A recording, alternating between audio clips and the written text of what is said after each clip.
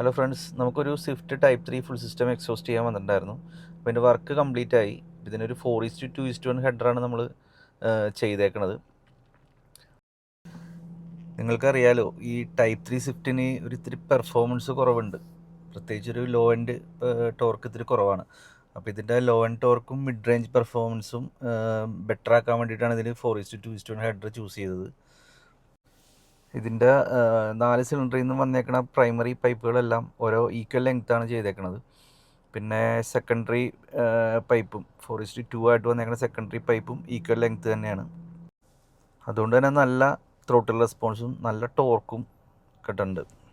അതുപോലെ തന്നെ നമ്മളിതിൽ എക്സോസ്റ്റ് ബെല്ലോ ആഡ് ചെയ്തിട്ടുണ്ട് വൈബ്രേഷൻ കുറക്കാനായിട്ട്. പിന്നെ ഒരു റെസനേറ്റർ ക്യാൻ വെച്ചിട്ടുണ്ട് സൗണ്ടിനെ ഫിൽട്ടർ ചെയ്യാനായിട്ട്.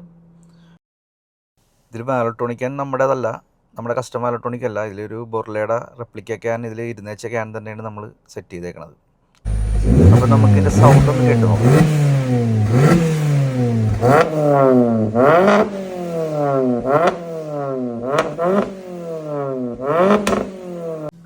ഇതിലൊരു എക്സോ സിസ്റ്റം ഉണ്ടായിരുന്നു, അത് അഴിച്ചു മാറ്റിയിട്ട് നമ്മുടെ ഫുൾ സിസ്റ്റം ആക്കിയതാണ്.